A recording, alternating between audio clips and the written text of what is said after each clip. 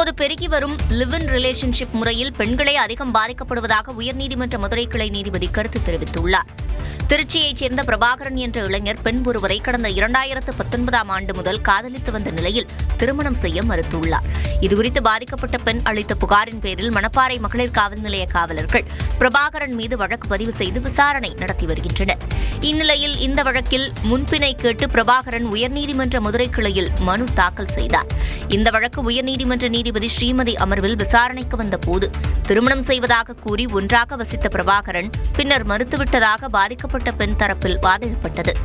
பெண்கள் நவீனத்துவம் மற்றும் கலாச்சாரம் என்ற வலையில் சிக்கிக் கொள்வதாகவும் தற்போது பெருகி வரும் லிவ் இன் ரிலேஷன்ஷிப் முறையில் பெண்கள்தான் பாதிக்கப்படுகின்றனர் எனவும் நீதிபதி ஸ்ரீமதி கருத்து தெரிவித்தார்.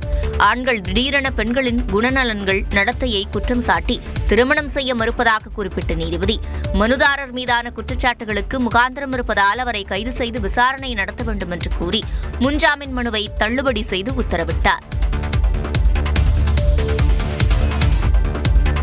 தமிழ்நாட்டில் திமுக ஆட்சி காலங்களில் 43 அணைகள் கட்டப்பட்டுள்ளதாக முதலமைச்சர் மு க ஸ்டாலின் பெருமிதம் தெரிவித்துள்ளார். சென்னையை அடுத்த கிழக்கு கடற்கரை சாலையில் உள்ள நெம்மேலியில் நீர்வளத்துறை சார்பில் 342 கோடியே 60 லட்சம் ரூபாய் மதிப்பில் மாமல்லம் நீர்த்தேக்கம் அமைக்கப்பட உள்ளது.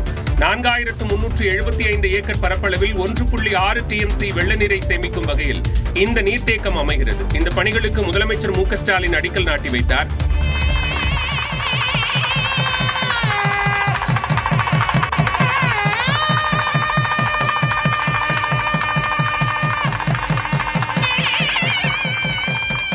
நம்முடைய கழக ஆட்சியில் அணைகளை கட்டலைன்னு ஒரு பெரிய பொய்யை சொல்லுவாங்க.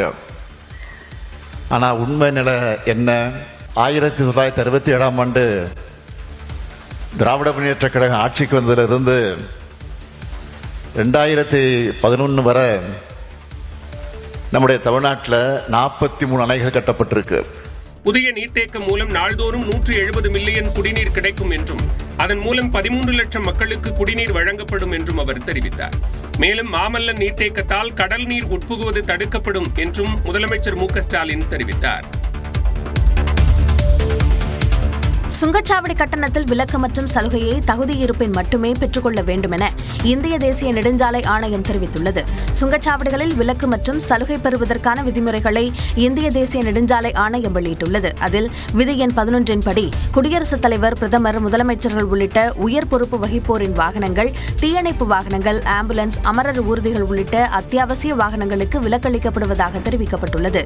விதி எண் 9 சுங்கச்சாவடி பயனாளர்களுக்கு தள்ளுபடி கட்டணத்தில் பாஸ் அளிக்க வழிவகை செய்யப்பட்டிருப்பதாகவும் அதன்படி சுங்கச்சாவடியின் 20 கிலோமீட்டர் சுற்றுவட்டார பகுதிகளில் வசிக்கும் மக்களுக்கு 150 ரூபாய்க்கு மாதாந்திர பாஸ் வழங்கப்படும் என்றும் தெரிவிக்கப்பட்டுள்ளது. அதே நேரம் இணைப்பு சாலையோ பிற சாலைகளோ இருந்தால் இந்த பாஸ் வழங்கப்படாது என்று விளக்கம் அளிக்கப்பட்டுள்ளது. ஒரு குறிப்பிட்ட மாவட்டத்தில் பதிவு செய்யப்பட்ட தனியார் வாகனங்களுக்கு அந்த மாவட்டத்திற்குள் உள்ள அனைத்து சுங்கச்சாவடிகளிலும் 50% சலுகையில் கட்டணம் வசூலிக்கப்படும் என்று கூறப்பட்டுள்ளது. விஜயின் ஜனநாயகன் பட தணிக்கை சான்று தொடர்பான வழக்கு சென்னை உயர்நீதிமன்றத்தில் இன்று மீண்டும் விசாரணைக்கு வருகிறது. தாவேக தலைவர் விஜய் நடித்துள்ள ஜனநாயகன் படத்திற்கு UA சான்றிதழ் வழங்க சென்னை உயர்நீதிமன்ற தனி நீதிபதி PT ஆஷா உத்தரவிட்ட நிலையில் உடனடியாக தணிக்கைத்துறை சார்பில் மேல்முறையீடு செய்யப்பட்டது. அப்போது பதில் மனு தாக்கல் செய்ய அவகாசம் கோரிய நிலையில் அவகாசம் வழங்காமல் உடனடியாக சான்று வழங்கும்படி தனி நீதிபதி உத்தரவிட்டதாக சென்சார் போர்டு தரப்பில் வாதிடப்பட்டது. படத்தை மறு ஆய்வு குழுவுக்கு அனுப்பிய உத்தரவை எதிர்த்து பட நிறுவனம் வழக்கு தாக்கல் செய்யாத நிலையில் அதற்கும் தனி நீதிபதி தடை விதித்திருப்பதாகவும் சென்சார் போர்டு தெரிவித்தது. இதனையடுத்து சென்சார் போர்டு பதிலளிக்க அவகாசம் வழங்காமல் உத்தரவு பிறப்பிக்க வேண்டிய அவசியம் என்ன, படத்துக்கு சான்று பெறும் முன் வெளியீட்டு தேதியை அறிவித்தது ஏன் என்று கேள்வி எழுப்பிய நீதிபதிகள் சென்சார் போர்டு சான்று வழங்க பல்வேறு நடைமுறைகள் இருக்கும்போது சான்றுக்காக பொறுமையாக காத்திருக்காமல் பட நிறுவனம் நீதிமன்றத்துக்கு அழுத்தம் கொடுத்திருப்பதாக தெரிவித்தனர்.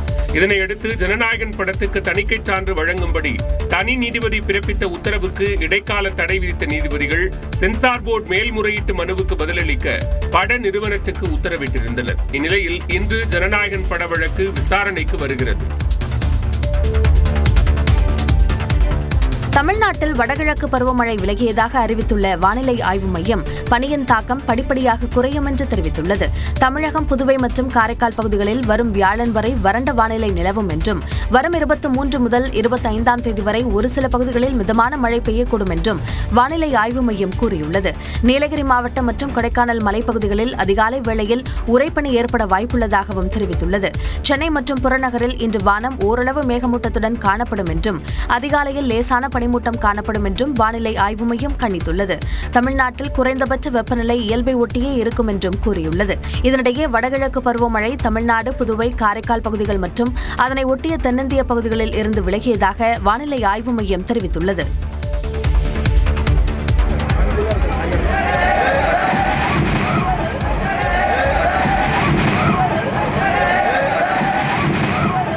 திருச்சியில் அதிமுகவினர் நடத்திய பொதுக்கூட்டத்தின் மேடை சரிந்து விழுந்த காட்சிதான் இது. அதிமுக சார்பில் மறைந்த முதலமைச்சர் எம்ஜிஆரின் பிறந்தநாள் விழா பொதுக்கூட்டம் திருச்சி மாநகரில் உள்ள எடத்தெரு அருகே நடைபெற்றது. இதில் முன்னாள் அமைச்சர் சரோஜா உள்ளிட்ட கட்சி நிர்வாகிகள் கலந்து கொண்டனர். மேடையில் 25க்கும் மேற்பட்டோர் இருந்த நிலையில் மேடையோடு இணைந்து பின்புறம் அமைக்கப்பட்டிருந்த பேனர் திடீரென சரிந்து விழுந்தது. அப்போது மேடையும் லேசாக சரிந்ததால் அதில் நின்றிருந்தவர்கள், அமர்ந்திருந்தவர்கள் என அனைவரும் கீழே விழுந்தனர்.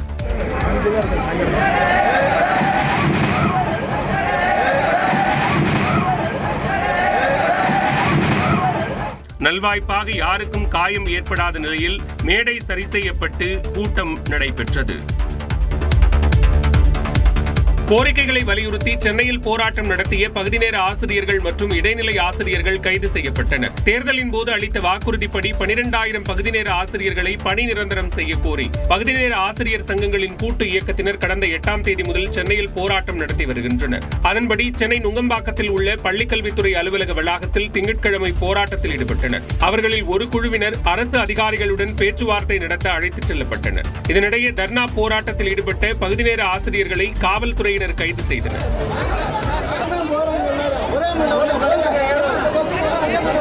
இதேபோன்று சமவேளைக்கு சம ஊதியம் வழங்க வலியுறுத்தி இடைநிலை ஆசிரியர்கள் 25வது நாளாக போராட்டத்தில் ஈடுபட்டனர். சென்னை பாரிமுனையில் போராட்டத்தில் ஈடுபட்ட அவர்களை காவல்துறையினர் குண்டுக்கட்டாக கைது செய்தனர்.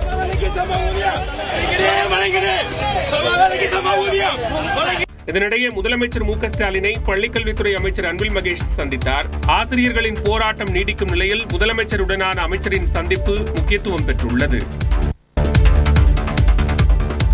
மண்டல பூஜை மற்றும் மகரவிளக்கு பூஜை நிறைவடைந்ததை அடுத்து சபரிமலை ஐயப்பன் கோவில் நடை அடைக்கப்பட்டது. சபரிமலையில் கடந்த டிசம்பர் மாதம் 27ஆம் தேதி மண்டல பூஜை நடைபெற்றதை தொடர்ந்து கடந்த 14ஆம் தேதி மகரவிளக்கு பூஜை நடைபெற்றது.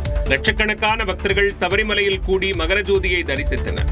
இதனையடுத்து நாள்தோறும் பல்லாயிரக்கணக்கான பக்தர்கள் குவிந்து ஐயப்பனை தரிசித்து வந்தனர். இந்நிலையில் பக்தர்கள் தரிசனம் செய்வதற்கான காலம் நேற்றுடன் நிறைவடைந்தது. நேற்று இரவு 10 மணி வரை பக்தர்கள் அனுமதிக்கப்பட்டனர். இன்று பக்தர்களுக்கு அனுமதி இல்லாத நிலையில் அதிகாலை 5 மணிக்கு கோயில் நடை திறக்கப்பட்டு நிர்மால்ய தரிசனம், கணபதி ஹோமம் மற்றும் அபிஷேகம் நடைபெற்றது. இதில் பந்தளம் ராஜ குடும்பத்தினர் மட்டுமே பங்கேற்று சாமி தரிசனம் செய்தனர். இதன் பின்னர் தை மாத வழிபாடுகள் முடிந்ததால் கோயில் நடை அடைக்கப்பட்டது. இதனைத் தொடர்ந்து மாசி மாத பூஜைக்காக சபரிமலை ஐயப்பன் கோவில் நடை மீண்டும் அடுத்த மாதம் 12ஆம் தேதி மாலை 5 மணிக்கு திறக்கப்பட்டு 17ஆம் தேதி வரை பூஜைகள் நடைபெறும் என்று தெரிவிக்கப்பட்டுள்ளது. பாஜகவின் தேசிய தலைவராக போட்டியின்றி தேர்வு செய்யப்பட்டுள்ள நிதின் நபீன் இன்று பதவியேற்க உள்ளார். பாஜகவின் தேசிய தலைவராக 2020ஆம் ஆண்டு பொறுப்பேற்ற ஜே.பி. நட்டாவின் 3 ஆண்டு பதவிக்காலம் முடிந்த பின்னரும் மக்களவைத் தேர்தல் உள்ளிட்ட காரணங்களால் அவரது பதவிக்காலம் நீட்டிக்கப்பட்டது.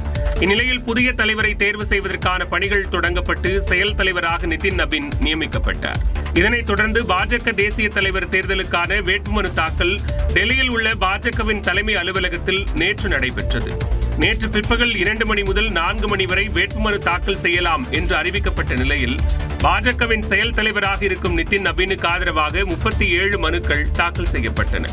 தற்போதைய தேசிய தலைவர் ஜே.பி. நட்டா, மத்திய அமைச்சர்கள் அமித்ஷா, ராஜ்நாத் சிங் உள்ளிட்டோர் நிதின் நபீனுக்கு ஆதரவாக மனு அளித்தனர். வேறு யாரும் மனு தாக்கல் செய்யாத நிலையில் பாஜகவின் 12வது தேசிய தலைவராக நிதின் நபீன் போட்டியின்றி தேர்வானார். டெல்லியில் பாஜக தலைமை அலுவலகத்தில் இன்று நடைபெறும் நிகழ்ச்சியில் பிரதமர் மோடி முன்னிலையில் பாஜகவின் தேசிய தலைவராக நிதின் நபீன் பொறுப்பேற்க உள்ளார். கர்நாடகாவில் டிஜிபி அந்தஸ்தில் உள்ள அதிகாரியும் நடிகையின் வளர்ப்பு தந்தையுமான ராமச்சந்திர ராவ் தொடர்புடைய ஆபாச வீடியோ வெளியாகி பரபரப்பு ஏற்பட்டது. தமிழில் வாகா திரைப்படத்தில் நடித்தவர் ரன்யா ராவ். இவர் வெளிநாடுகளிலிருந்து தங்கம் கடத்தி வந்த வழக்கில் கைதாகி சிறையில் உள்ளார். ரன்யா கைதான போது அவ்வழக்கில் தொடர்பு இருப்பதாக கூறி வளர்ப்பு தந்தையான ராமச்சந்திர ராவ் சஸ்பெண்ட் செய்யப்பட்டார். பின்னர் கடந்த ஆண்டு ஆகஸ்டில் மனித உரிமை அமலாக்க பிரிவு டிஜிபியாக நியமிக்கப்பட்டார். அவர் தனது அலுவலகத்தில் சீருடையில் இருக்கும் நிலையில் பெண்களோடு நெருக்கமாக இருப்பது போன்ற வீடியோ வெளியாகி கர்நாடகாவில் பரபரப்பை ஏற்படுத்தியுள்ளது. அந்த 47 வினாடி நீள வீடியோவில் பல்வேறு பெண்களுடன் அவர் நெருக்கமாக இருப்பது போன்று காட்சிகள் இடம்பெற்றுள்ளன. இந்த வீடியோ வெளியானதை தொடர்ந்து அவர் மீது நடவடிக்கை எடுக்க வேண்டும் என கர்நாடக உள்துறை அமைச்சரிடம் எதிர்க்கட்சிகள் வலியுறுத்தி வருகின்றன. அது பொய்யான வீடியோ என ராமச்சந்திர ராவ் மறுப்பு தெரிவித்துள்ள நிலையில் அவர் 10 நாட்கள் விடுப்பில் சென்றுள்ளார். அவர் தொலைபேசி அழைப்புகளுக்கு பதிலளிக்காமல் தவிர்ப்பதாக தகவல்கள் தெரிவிக்கின்றன. அதிமுக பொதுச் செயலாளர் எடப்பாடி பழனிசாமியை சந்தித்ததாக வெளியான தகவலை தமிழ்நாடு கொங்கு பேரவைத் தலைவர் தனியரசு மறுத்துள்ளார். தமிழ்நாடு சட்டமன்ற தேர்தல் நெருங்கும் சூழலில் கூட்டணியை பலப்படுத்த முனைப்பில் திமுக, அதிமுக கட்சிகள் தீவிரம் காட்டி வருகின்றன. அந்த வகையில் 2011 மற்றும் 2016 ஆகிய சட்டமன்ற தேர்தல்களில் அதிமுக கூட்டணியில் அங்கம் வகித்த தமிழ்நாடு கொங்கு பேரவை கட்சியை மீண்டும் கூட்டணிக்குள் இழுக்க எடப்பாடி பழனிசாமி தீவிரம் காட்டுவதாக கூறப்படுகிறது. இது தொடர்பாக அதிமுக பொதுச் செயலாளர் எடப்பாடி பழனிசாமியை சென்னை பசுமை வழிச்சாலையில் உள்ள அவரது இல்லத்தில் தமிழ்நாடு கொங்கு இளைஞர் பேரவைத் தலைவர் தனியரசு சந்தித்து அரை மணி நேரம் பேச்சுவார்த்தை நடத்தியதாக தகவல் வெளியானது. ஆனால் எடப்பாடி பழனிசாமியை சந்திக்கவில்லை என தனியரசு விளக்கம் அளித்துள்ளார்.